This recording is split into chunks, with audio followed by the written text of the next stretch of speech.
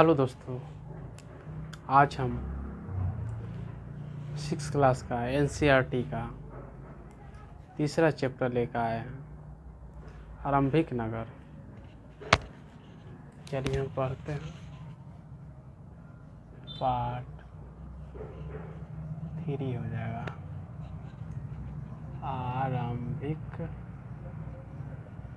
आरंभिक नगर।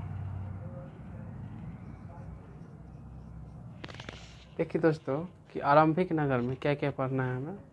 आरंभिक नगर में हड़प्पा की सभ्यता को पढ़ना है, जो भारत की सबसे पुरानी शहरी सभ्यताओं में से एक माना जाता है, जिसका अभी वर्तमान से लेकर के देखिए कि 3900 पहले जो है ये मानी जाती थी। इसका काल जो है देखिए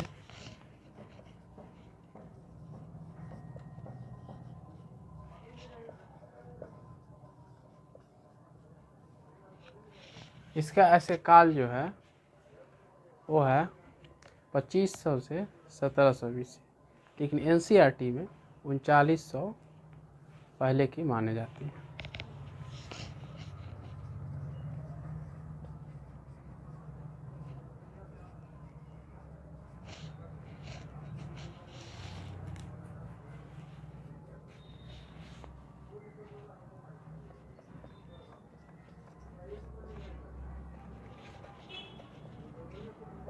एनसीईआरटी के द्वारा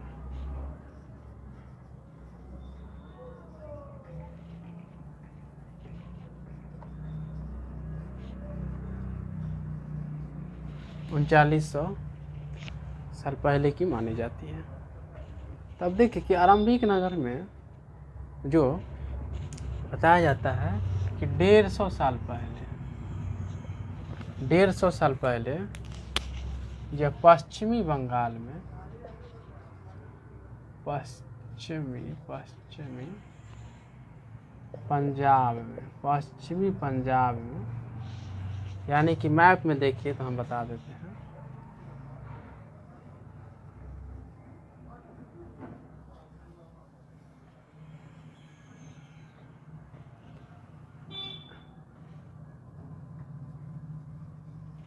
ये वाला हिस्सा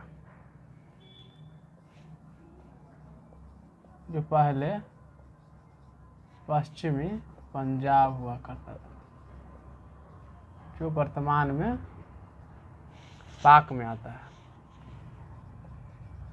वर्तमान में पाकिस्तान माना जाता है। तो अब देखिए कि 150 साल पहले जो है रेलवे पटरी बिछाई जा रही थी। जब देखिए रेलवे का आविष्कार, ट्रेन का आविष्कार जो है स्टार्ट जो हो गया था चलना, वो 1853 से हो गया था। तो वही देखिए कि 1853 के करीब जब पंजाब के पश्चिमी पंजाब में जब रेलवे ट्रैक बिछाई जा रही थी, तो उसी पश्चिमी पंजाब में जो एक कब्र मिलता है, कब्र में जो है जो ईंटें होती है, वो ईंटों का उपयोग जो है रेलवे पटरी बिछाने के लिए कर दी जाती है। अब देखिए कि 80 साल बाद जो है पुरातत्वविदों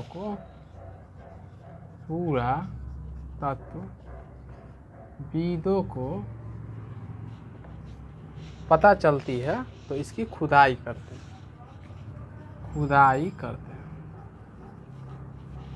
80 साल बाद खुदाई करते हैं। जो खुदाई जो है 1921 ईस्वी से स्टार्ट हो जाता है, जो हड़प्पा सभ्यता की खुदाई होती है। अब देखिए कि इस शहर का क्या क्या विशेषता था, शहर कैसी थी, शहर जो है आखिर शहर का जो व्यापारिक स्तर क्या था, शहर का आर्थिक स्तर क्या था, शहर में जो है मतलब कि कैसे उन्नति किए, क्या क्या चीज़ का फसल उगाते थे लोग, और वहाँ के लोग जो है कहाँ से कहाँ तक व्यापार किया करते थे, ये सभी चीज़ों को हम बताते हैं।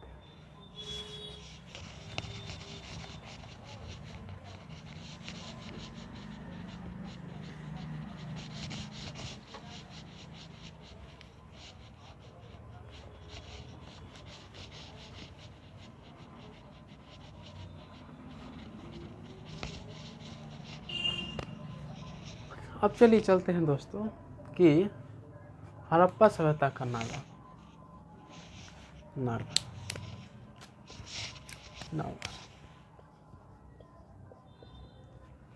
ये नगर जो है बताया जाता है कि ये नगर जो थे वो 2 भागों में बटा हुआ था। एक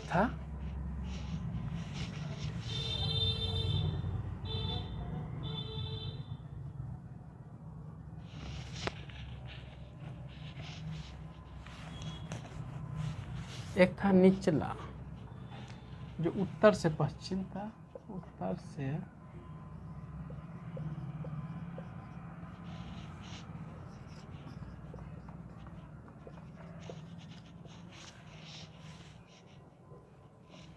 ये क्या था, ये छोटा था लेकिन ये छोटा था लेकिन ये बड़ा था, ऊंचा जगह पे था, ऊंचाई पर था। और ये जो है बड़ा था।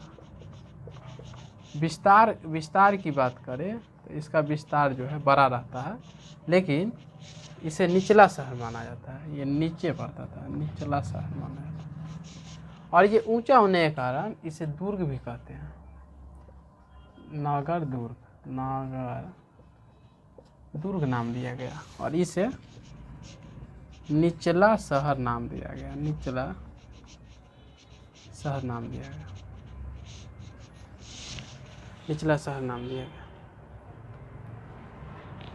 अब देखिए कि ये जो नगर जो था वो 2 भागों में विभाजित था। और देखिए कि शहर, आखिर देखिए कि इसे शहरी सभ्यता क्यों कहा गया। शहरी सभ्यता इसीलिए कहा गया क्योंकि यहाँ जो है व्यापार का स्तर उन्नत था। यहाँ जो है वस्तुओं को जो है आयात निर्यात किया जाता था।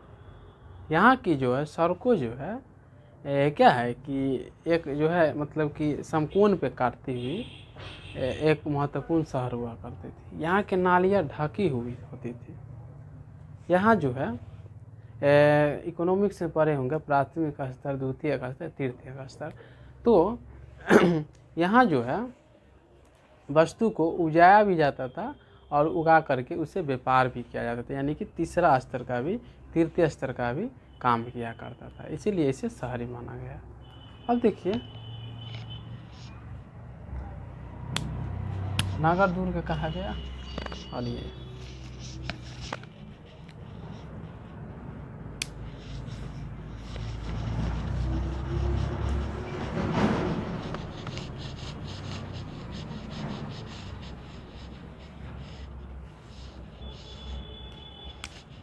इसके विस्तार की बात करें,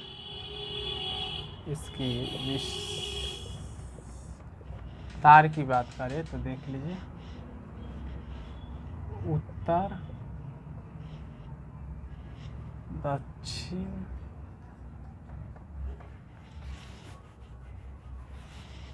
और उत्तर दक्षिण, और ये हो जाएगा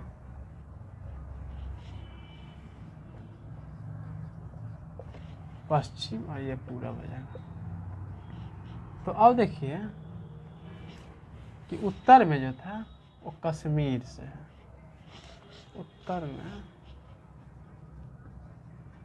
कश्मीर में मांडा रहता है ना, मांडा है। मांडा से लेकर के दक्षिण में एक है दैमाबाद, जो कहाँ पड़ता है, महाराष्ट्र में पड़ता है। याद रखिएगा, महाराष्ट्र में पड़ता है। और पश्चिम जो है सुतका गेंडोर, ये कहाँ पड़ता है, पाक में पड़ता है, सिंध में पड़ता है। अब ये देखिए ये जो है आलमगीरपुर,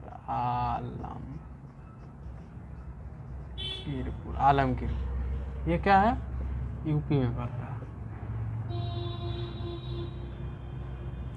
ऐसे विस्तार था, यहाँ से यहाँ तक हड़प्पा सभ्यता का विस्तार था। अब देखिए कि ये विस्तार में हम बात करें, इधर का हम मैप बना देते हैं कि ये देखिए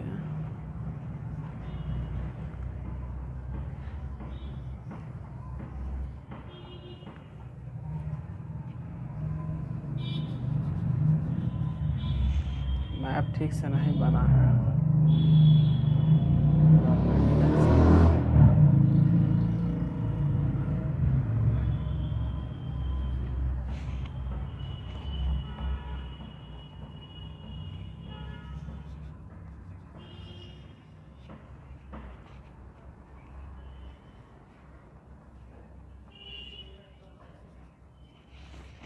अब देखिए कि ये जो है पश्चिमी साइड जो है इधर आ जाएगा, कश्मीर आ जाएगा, इधर मांडा आ जाएगा, मांडा जो कश्मीर में पड़ता है, कश्मीर में पड़ता है।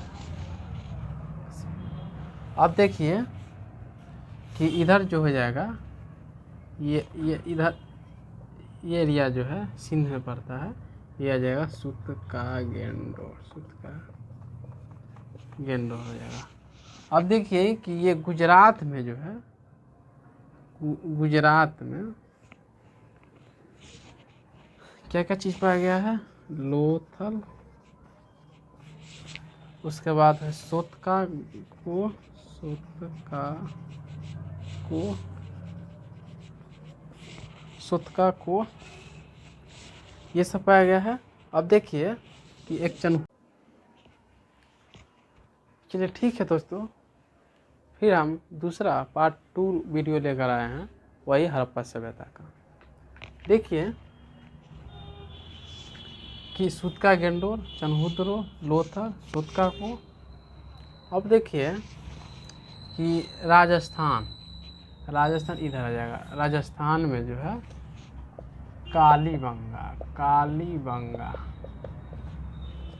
कालीबंगा आ जाएगा। अब देखिए कि ये इधर जो है सिंध पड़ जाएगा, सिंधु नदी आ जाएगा, सिंधु नदी आ जाएगा। तो सिंधु से जो है जो 5 नदी जो है पंजाब में आकर के जो मिल जाती है, सिंध में जाकर मिल जाती है, वो कौन कौन सी नदी है, तो इधर हम लिख देते हैं, देख लीजिए, झेलम, रावी, चेनाब, ब्यास और सतलज। ये सब डेटा याद रखिएगा, बहुत इंपॉर्टेंट है दोस्तों। ये सब हो जाएगा, ये सब नदी जो है आकर सिंध में मिलती है, जो सिंध की सहायक नदी मानी जाती है।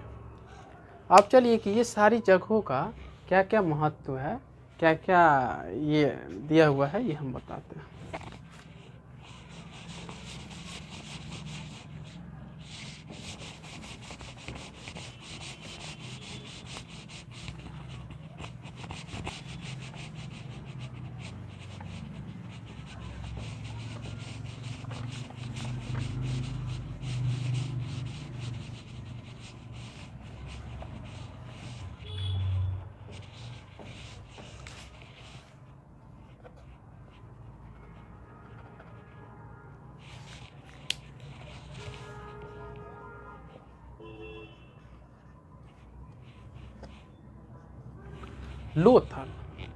लोथल जो है हड़प्पा सभ्यता का महत्वपूर्ण बंदरगाहों में से एक माना जाता है, क्योंकि ये लोथल जो है वहाँ क्या है कि सारी जो है जो भी व्यापार से संबंधित जो भी जहाज़ें हुआ करती थी, वो क्या है कि लोथल में ही आकर रुक जाती थी। इसकी खोज जो है, इसका खोज जो है SR राव ने 1953 में किया था, 53 में किया था।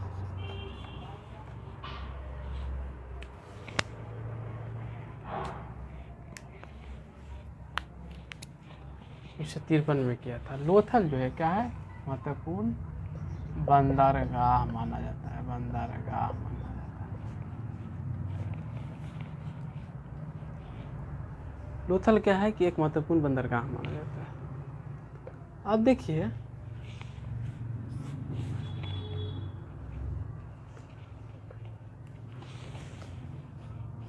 लोथल कहाँ पड़ेगा, गुजरात में पड़ेगा।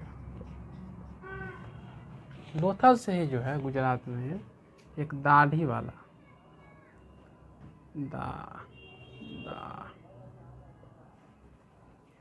दाढ़ी वाला पुरुष का साक्ष्य मिला है। दाढ़ी वाला पुरुष का साक्ष्य मिला है। ये हो गया।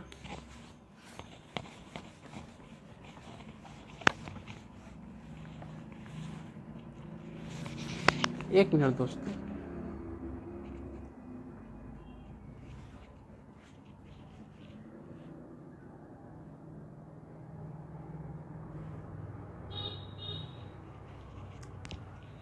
ठीक है। अब देखिए कि लोथल देख लिए, उसके बाद मोहन जोदड़ो देखिए। मोहन जोदड़ो, इसकी खोज की बात करें तो 1922 ईस्वी में कौन किया था? राखाल दास बनर्जी ने किया था। इसे मृतकों का टीला भी कहा जाता है। ये क्या है? यहाँ से स्नानागार का साक्ष्य मिलता है। अन्नागार का साक्ष्य मिलता है। यहीं से जो है लाशों का टीला मिलता है, इसीलिए मृतकों का टीला कहा जाता है। लाशों का टीला मिलता है, इसीलिए इसे ये कहते हैं। अब देखिए कि यहाँ जो है महत्वपूर्ण जो है मार्केट जो लगती थी, जिसमें क्या होता था कि वस्तु विनिमय के माध्यम से व्यापार किया जाता था। वस्तु विनिमय क्या होता है कि वस्तु विनिमय प्रणाली होती है। उससे क्या होता है कि मतलब कि पहले पैसा नहीं हुआ करती थी, इसीलिए जो है वस्तु विनिमय प्रणाली का उपयोग किया जाता था। उसके तहत क्या होता था कि एक वस्तु को दूसरे उसके कीमत की वस्तु के तुलना में बदल करके और मतलब कि ज़रूरत की वस्तु को लेकर के और दूसरे को अपना वस्तु दे दिया जाता था। अब देखिए ये हो गया।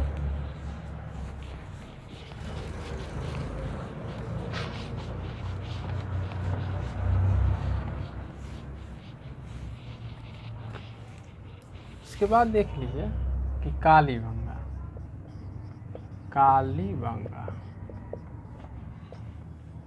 यहाँ से जो क्या है कि अग्निकुंड का साक्ष्य मिलता है। अग्निकुंड का साक्ष्य मिलता है। अब और क्या मिलता है? यहाँ क्या है? जोते हुए खेत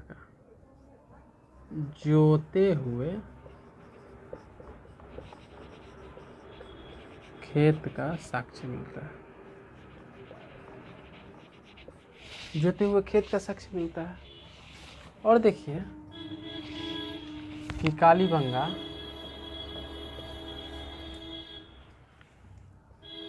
जोते हुए खेत का साक्ष्य मिलता है। और ये कहाँ पड़ेगा? राजस्थान में पड़ेगा। राजस्थान में पड़ेगा। यह मैप बना देते हैं, आप उसको समझ जाइएगा।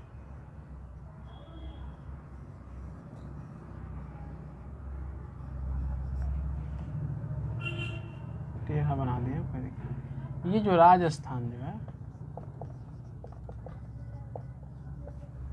यहाँ पड़ जाएगा काली।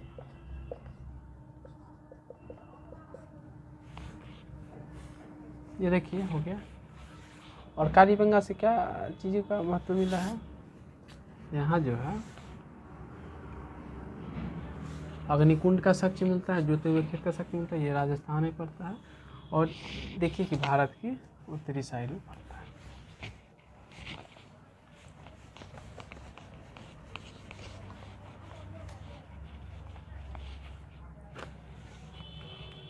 और देखिए कि हड़प्पा सभ्यता का जो व्यापार है उसमें कच्चों मालों का जो है महत्वपूर्ण भूमिका रहता था। कच्चा माल में मतलब क्या है?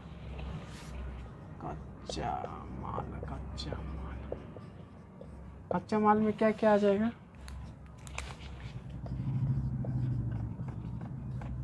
कपास हो गया, कपास हो गया।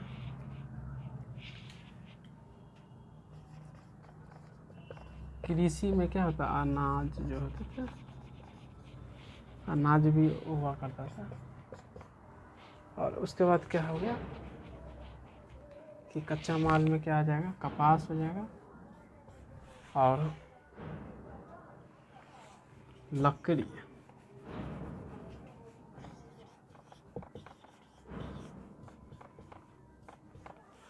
लकड़ी हो जाएगा। ये सब क्या है कि कच्चा माल होते थे, जिसका व्यापार भी हुआ करता था।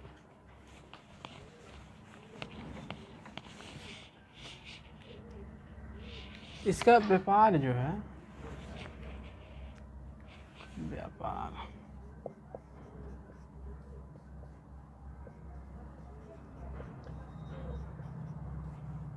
आयात जो है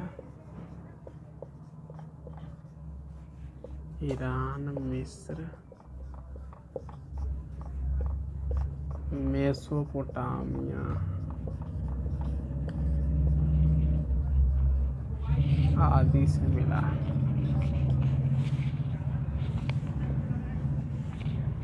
और आर्थिक महत्व देखिए इसका,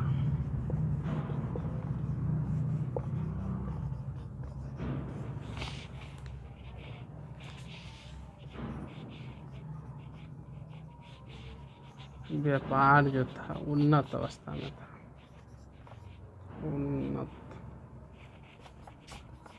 उन्नत अवस्था में।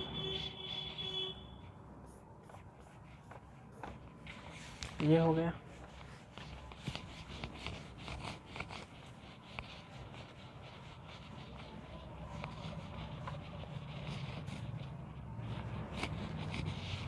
अब देखिए कि यहाँ जो है मुहर का प्रचलन था। मुहर में क्या होता था कि मुहर क्या होता था, ये हम बता रहे थे।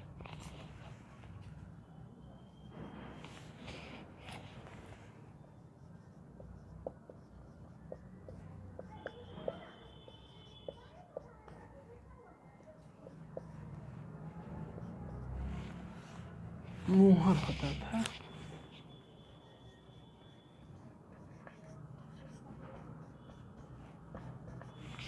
इसमें क्या क्या, मतलब कि इसमें क्या होता था कि बहुत सारे जानवर का चित्र रहता था। हाथी, हिरन, 12 सिंगा, एक सींग वाला जानवर,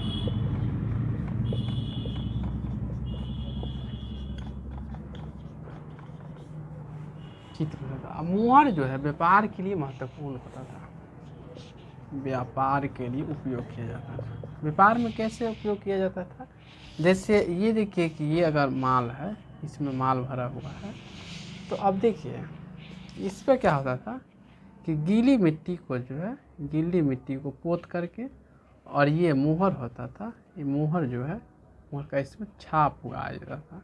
छाप उगाने से क्या मतलब है कि ये माल जहाँ जाएगी, ये माल मतलब कि जो लोग ने मंगाया है उसको, वो लोग ये छाप को देख करके विश्वास कर लेंगे कि भाई ये माल जो है ये खोला नहीं गया है, ये माल के साथ छेड़खानी नहीं किया गया है, ये माल जो है माल खोल करके निकाला नहीं गया है, ये पूर्ण रूप से सुरक्षित है। इसलिए मुहर का इस्तेमाल होता था। और मुहर जो है उसके नगर में, उनके नगर का वासी होने का भी एक महत्वपूर्ण होता था कि भाई ये अगर मुहर सभी लोग के पास है, जिसके पास नहीं है तो वो शक भी कर सकता है। मोहनजोदड़ो के जो एक मेन होते थे सदस्य उसको, कि भाई ये जो है कहीं और से, कहीं अलग के निवासी है। तो ये नागरिकता के लिए भी महत्वपूर्ण होता था मुहर। मुहर ऐसे ही लगभग था, इसमें बहुत सारे जानवरों का चित्र दिया हुआ है।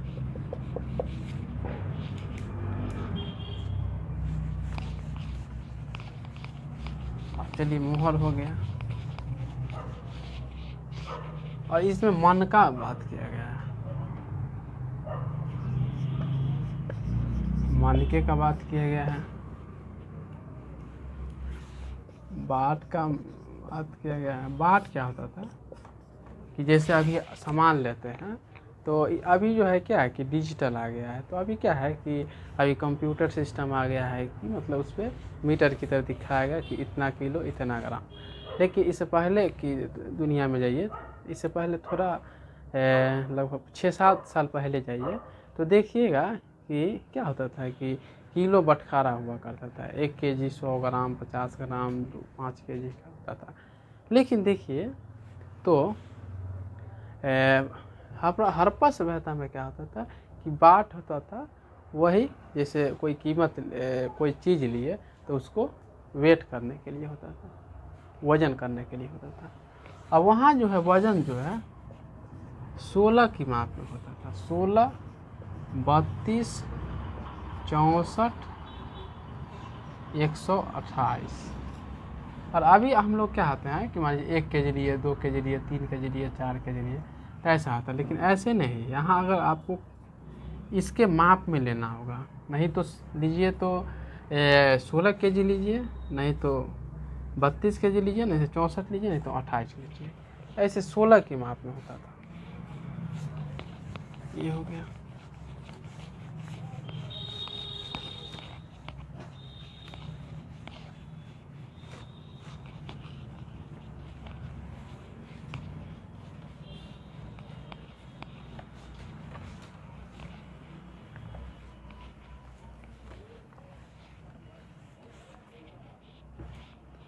अब देखिए कि हड़प्पा सभ्यता के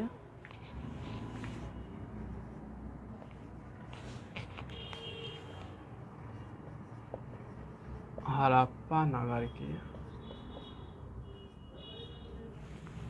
हम क्या क्या बात की आज हम इसकी खोज की बात की है, खोज की बात की है, विस्तार की बात की है, आर्थिक पहलू की बात की है, उसके बाद व्यापारिक स्थिति का बात की है, सामाजिक स्थिति का बात की है,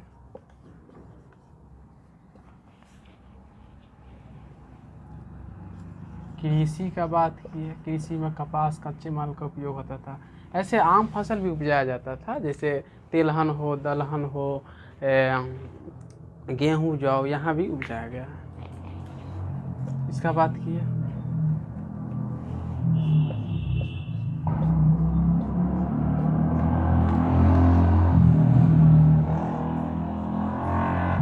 अब देखिए कि हम इसका पतन की बात करते हैं, पतन विनाश की बात करते हैं।